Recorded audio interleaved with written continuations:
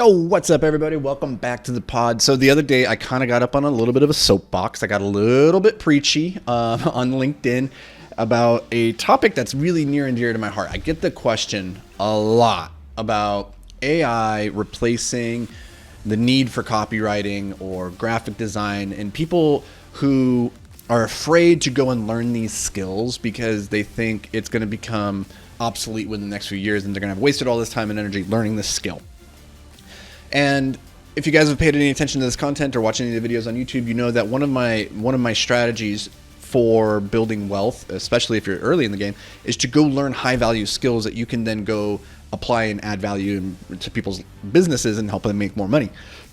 And one of the easiest, well, not easiest necessarily, but one of the most powerful tools for doing that is copywriting.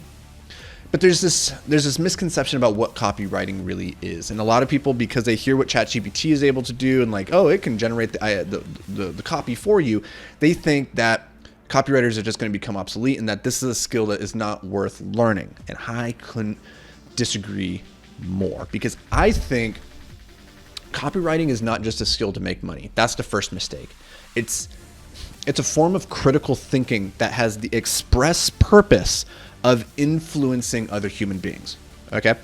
With that in mind, then, it is one of the highest leverage forms of communication, because the end goal is to move another human to take action that's in alignment with your desires.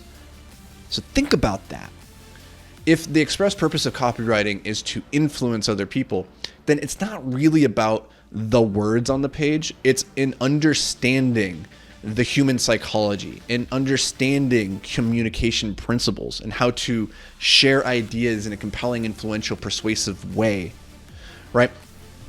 If you outsource the actual writing to AI, sure, that's fine. You can do that, but you're only as good as that tool, right? And the goal is to grow by multiplication, which I think I talked about on a previous episode. But all that's to say, copywriting, I believe, is still a massively valuable skill.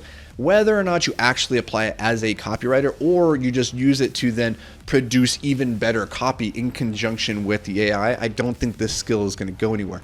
And I think more importantly, the people who understand human psychology, communication, and influence are in a position to thrive regardless of what AI brings to the table in the future. Now, one of the big questions that I get from people is, how do I become a better copywriter? What are there tools, resources, books?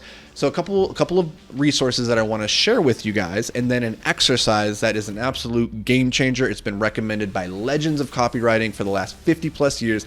It is the de facto way to become a better copywriter. I'm going to share with you the very secret, behind closed doors strategy that copywriters just like myself and all the big wigs have ever used. Okay, so stick around for that. But a couple of resources that I think are really, really good is the Boron Letters. This is the book. There's another one called the Adweek Copywriting something or another by Joseph Sugarman. Another really great book. But at the end of the day, guys, you need to just become a student of good advertising and paying attention to like what words are being used that compel you to take action, and like become aware when you see an advertisement scrolling through Instagram, what got you to stop, right? And a lot of people think copywriting is just the writing. They think it's just the words on the screen. But no, it goes further than that. It's the video, right? The script that the person is speaking at you. So if you're getting stopped by a video on YouTube, that's copywriting, right? They put words down, they expressed them, communicated them in a way that they were hoping would influence you to do a thing, which was to stop and to watch and then maybe go and buy the product or like the video or do whatever, right? So it's all about compelling action rather than any other form of writing, which is really just trying to compel or share information. And that's a very different type of writing. But writing to compel action, it's very different.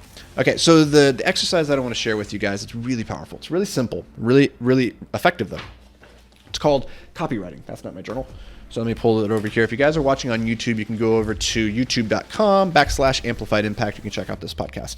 Because what I'm going to be holding up to you is an example of what's called copy work. So this is copy work. I'm going to hold it up to the camera so you guys can take a close look.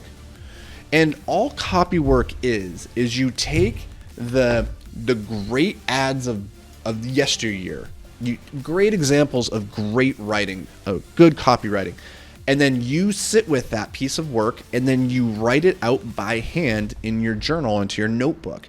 You speak the words and then you write it out word by word by word, and then you speak it out again. And the reason that you're doing this, the reason you're writing out somebody else's copy, is you are going to come to a better understanding of the words that they use, how they put their words together, what was their sentence structure, what type of idea are they conveying, and then how did they convey it. When you write somebody else's words, you start to learn their voice and the different ways that you can express an idea. And this is so much more powerful than just reading something passively. And this is something that I did at the beginning of my fiction career when I wanted to be a science fiction writer. I would sit down with a page from Stephen King or Brandon Sanderson, these authors that I looked up to, and I was like, I want to write like them. I want to have a voice like them. And I would write out the entire page of whatever was there, word by word by word, so I could understand how do they structure their dialogue, how is that different than their exposition versus when they're doing their world building. All of these things start to seep into your mind, and because you're swimming in good examples of what great writing is, and you're really sitting with it with intentionality, it starts to bleed into your own writing, and you start to understand what makes for a good sentence. How do you structure it? What words should you use? So go to the Google machine and just Google classic copywriting and find some examples of old ads, and then every day just write one out. It takes 20 minutes, maybe 30 minutes at the most. Just get your journal out every single morning and just write it out. This is called copy work. It's a very, very powerful technique. In fact, one of my buddies, Sam Parr, who built The Hustle, is a big newsletter that he sold for a couple, like many millions of dollars to HubSpot. He's a fantastic copywriter, and he put together a website called Copywork, I think is what it's called. Is it Copywork? Let's look it up right now while we're here live. It's either copywork.com or copythat. I think it's copythat.com. Yep, it's copythat.com. And you can sign up for his email course. It'll walk you through over a 10-day period. Every day he's going to send you another sales letter. So it makes it really easy to know like what's a really good example of a sales letter that you should emulate.